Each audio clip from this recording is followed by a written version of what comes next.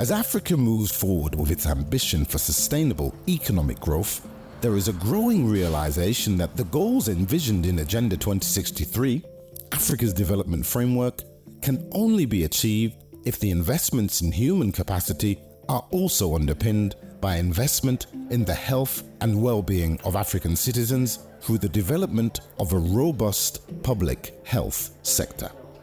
Moreover, given that the continent faces specific and priority diseases of concern, there has been an urgent and growing need for an African-driven approach to addressing issues of public health concern, focusing on capacity building and investment in public health institutions, advocating for universal health coverage and provision of primary health care services, investment in research by African scientists and preservation of their intellectual property, improved surveillance, prevention, control and intervention, as well as investment in local pharmaceutical manufacturing within African Union member states. And with Africa's significant youth demographic, the investment in healthy and productive populations is even more urgent to ensure lifelong contribution and sustainable economic activity, such as access to adequate public health institutions and health interventions. The call for a technically strong and credible voice in public health care for Africa was answered in 2016, when the 26th Ordinary Assembly of Heads of State and Government agreed to establish the Africa Center for Disease Control and Prevention, Africa CDC. Africa CDC was created in 2017, and it was a specialized technical entity for African Union, just mostly for outbreak response. And it was a small secretariat, a small entity that was supporting African Union and member state. Africa CDC was launched with the goal of supporting member states in their efforts to strengthen health systems and is equipped with the medical oversight, expertise, and the ability to leverage its strengths to address the continent's pressing healthcare needs. Africa CDC is a demonstration of finding African solutions to African problems and squarely positioning itself as the leading voice on Africa's public health matters. The Africa CDC conversation started way back in probably 2010, 2011. The continent has been experiencing multiple outbreaks in the DRC for Ebola. And the Africa Union felt it was not part of the planning for an actual response. So way back before we had any really big outbreak on the continent, that conversation started mostly at technical level. Africa CDC's work requires that if there's an outbreak today, we are responding today. So this challenge of being able to make decisions was tabled to them. And their decision was Africa CDC must be able to work outside of the constraints of a political and policy institution like the Africa Union. That is how we came to be granted the autonomy in February of last year. Agenda 2063 recognizes health as a cornerstone to achieving development across the continent, with a decree that adequate levels of investment are made to expand access to quality health care services for all people. The African Union has launched what they call the Agenda 2063, and healthcare is a prominent goal for the agenda. And credit must be given to the African Union because they have since established the Africa Centers for Disease Control and Prevention, which was accelerated. In 2017 is launched because of the Ebola outbreak in West Africa. They have also now launched the African Medicine Agency, commonly called AMA, which is so important to ensure that the quality of the products, the medical products that enter the continent or are produced in the continent actually meet the appropriate standards. And that is a serious consideration and an important health security component there. You also are aware of the Continental Free Trade Agreement with the headquarters in Accra. So all of these instruments are beginning to come together as systems and institutions that collectively can enhance the health outcomes and impact in Africa. The COVID-19 pandemic exposed the lack of investment in Africa's national health systems and the need for a paradigm shift that goes beyond pandemic times. Strengthening national health systems in Africa is a critical goal of the Africa CDC. It has carried out training and capacity building initiatives throughout the continent with the aim of harmonizing policies and systems and building the capacity of national public health institutions. Moreover, Africa's CDC's strategy has a long-term approach, which is to facilitate research and academic institutions to strengthen scientific study, while building a robust workforce that can implement sound public health policies and strategies for the continent. The strategy is underpinned by a new public health order for Africa, a structured framework for public health engagement in Africa that is defined by 5 key pillars: stronger public health institutions, a strengthened public health workforce, expanded local manufacturing, increased domestic resources for health, and action-orientated, respectful partnerships. The model we are putting in place following the vision of new public health order.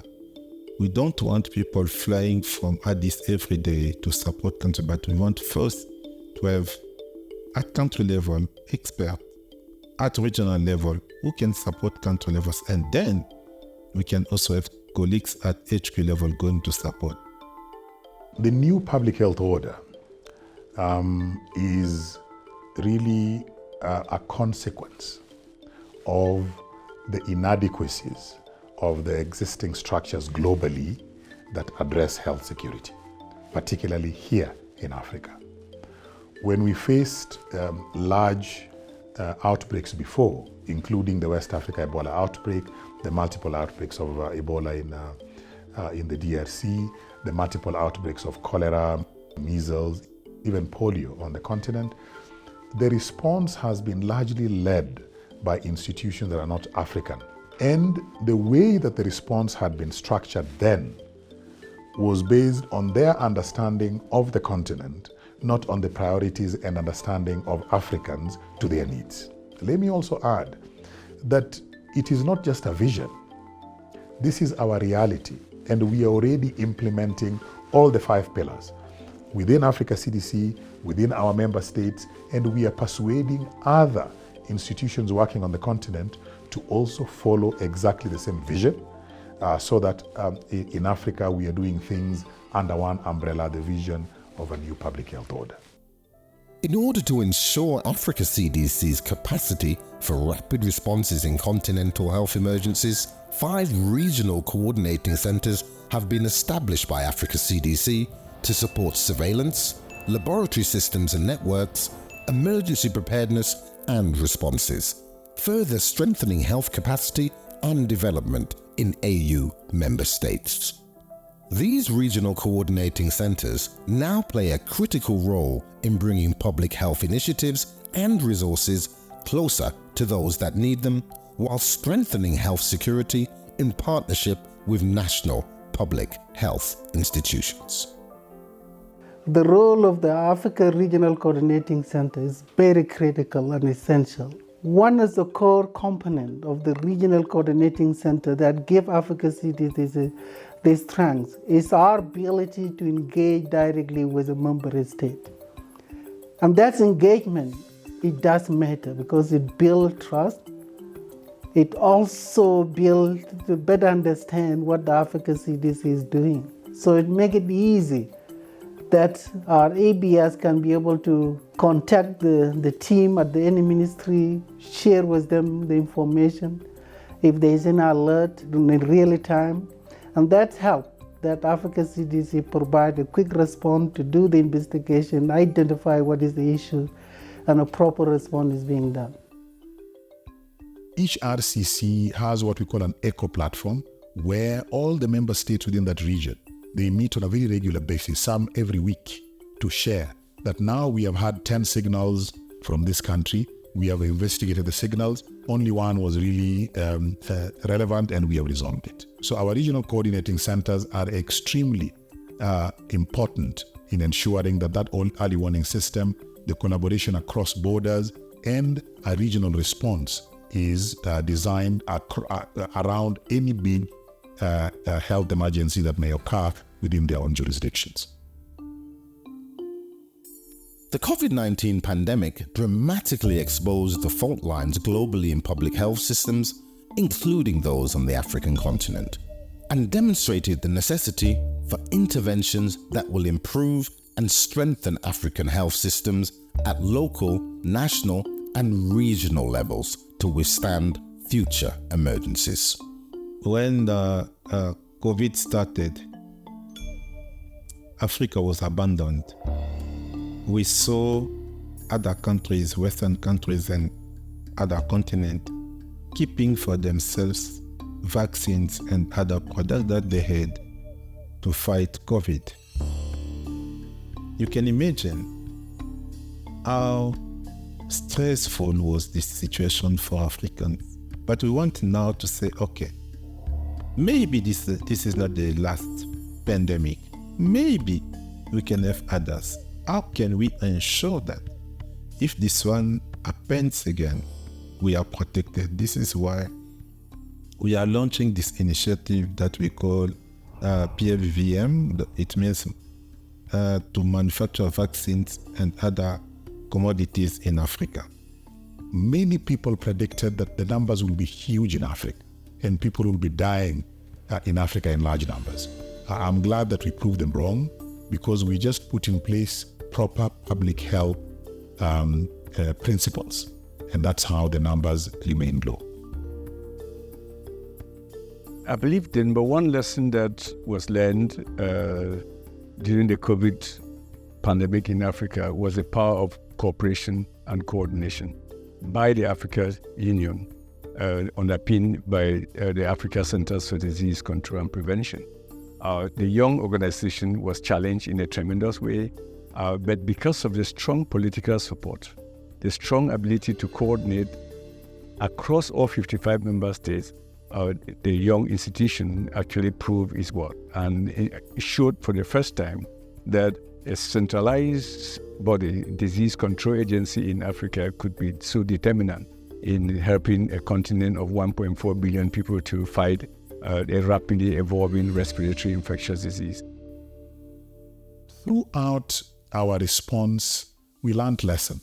The first is the need for coordination at the top leadership level. And here I mean our heads of states, and by delegation, the ministers. At the beginning of the pandemic, we had in excess of probably $80 million being raised from within the continent. Private sector, intergovernmental institutions, even the public participated in contributing so that Africa CDC could actually do the response that was required.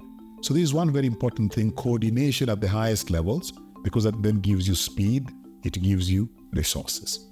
The second lesson we learned is you must manufacture what you're using for your response. It was frustrating in the beginning. We could not get diagnostics. And if you cannot get diagnostics, you can't know what your burden of disease is. Third lesson we learned is you must respond early and quickly. And responding early is taking decisive action and ensuring that the health workers are well equipped and protected to be able to do the work which they're supposed to do. But then we use the same lessons. When the Ebola came in Uganda, we used them. In DRC, we use the same lessons. Marburg virus disease in Equatorial Guinea and Tanzania, we're using the same lessons. Cholera in largely Malawi, but also Mozambique, Zambia, and the Southern Africa belt, we use the same lessons. And we controlled all these outbreaks in record time. So we are putting into action the lessons that we learned during the pandemic. The emergency response status of Africa CDC is also underscored by its position as the leading public health agency for the continent that is now working in sync with its partners to challenge endemic imbalances in the wider global health system. This is being achieved by cooperation through partnerships with African development institutions, global health organizations, philanthropy, and the private sector. Really exciting moments to be discussing health systems on the continent, institutions on the continent, and very importantly, in partnership with the World Health Organization. The World Health Organization this year is celebrating 75 years of its existence. It's a landmark. Remarkable progress has been achieved in disease control on the continent, but the continent still faces tremendous challenges. So strengthening those institutions and systems becomes a priority, I believe, for the continent. And the right leadership is in place. Our people like President Kagame is leading an agenda for domestic financing. Our President Ramaphosa is leading the COVID Commission for Africa, and other presidents are championing other causes. That is just the right thing to do at this critical point.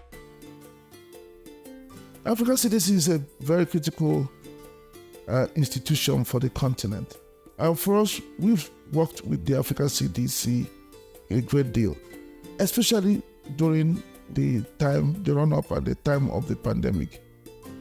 With Africa CDC and other partners, we put in place the Africa Medical Supplies Platform, which was a world-acclaimed digital platform that was used to procure COVID-19 materials. We were able to work with Africa CDC, UNECE and all that, to again structure an innovative scheme that made it possible for the continent of Africa to acquire 400 million doses of Johnson & Johnson COVID-19 vaccines. Our Afrexim Bank guaranteed this in an amount of $2 billion.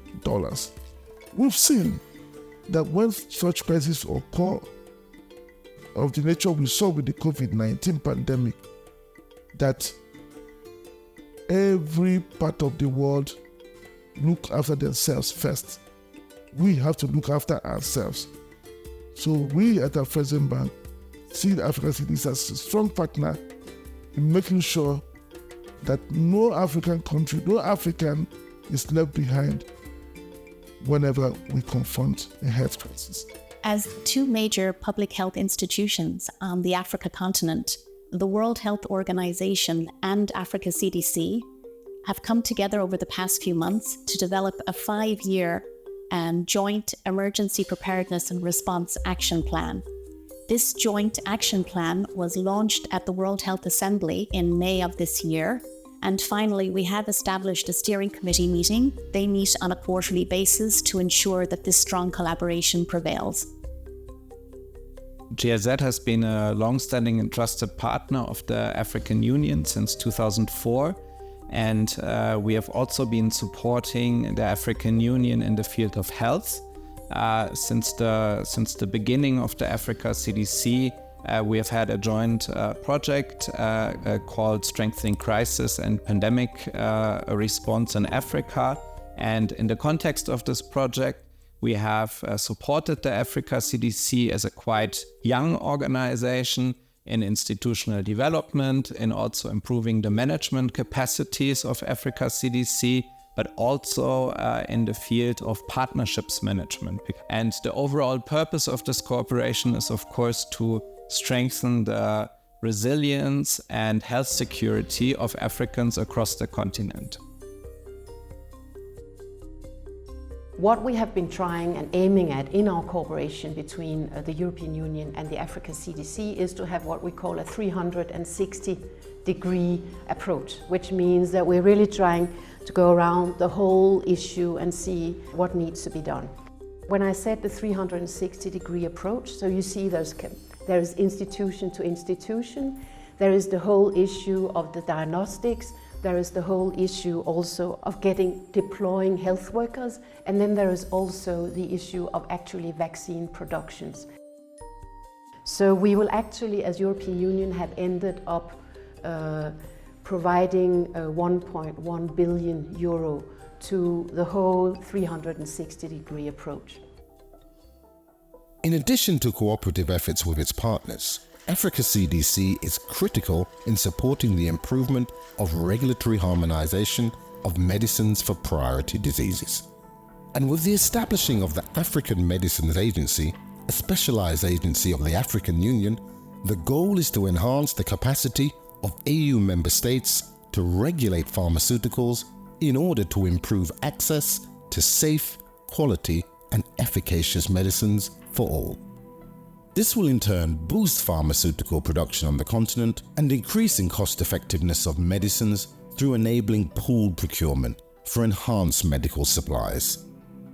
This interagency collaboration is also underpinned by the African Union's Pharmaceutical Manufacturing Plan for Africa, which was established to develop the African pharmaceutical industry as a sector with a projected value of over $40 billion by the next decade, and which will contribute significantly to economic growth, as well as the considerable reduction of burden of disease in Africa. We are very well aligned with the Africa Medicines Agency, which is now the new institution of the African Union that are going to be responsible for regulating these health products. So when we are saying we do local manufacturing, we are going to do gold standard manufacturing of health products, and the Africa Medicines Agency is going to be responsible for ensuring that that gold standard is maintained and any product that is being manufactured on the continent and having access to the AFCFTA network of economic possibilities, it is good quality health products. Through collaboration, Africa CDC is able to anchor its public health order initiative with wholly African ownership of continental health challenges, thus promising better outcome for the continent's citizens through increased access to equitable health mechanisms such as enhanced technical assistance and funding for scientific research in crucial areas such as pathogen genomic sequencing and fighting antimicrobial resistance. One of the key challenges at the continental level is also the balancing the access to essential medicines. We argue that yes, indeed, antimicrobial resistance is driven by overuse or misuse of antimicrobials. But we also know that on the continent, we face challenges with substandard, falsified antimicrobials. We know that several areas within the continent don't have access to these essential antimicrobials. And so Africa CDC really prioritized really addressing those gaps around access to essential antimicrobials, essential diagnostics as well, because diagnostics is quite critical for testing. In February 2020, through the leadership of Africa CDC, as well as the members of the African Union Task Force on AMR, we were able to lead a continental push, a political move by the AU heads of state and government, and this is the African Common Position on Antimicrobial Resistance.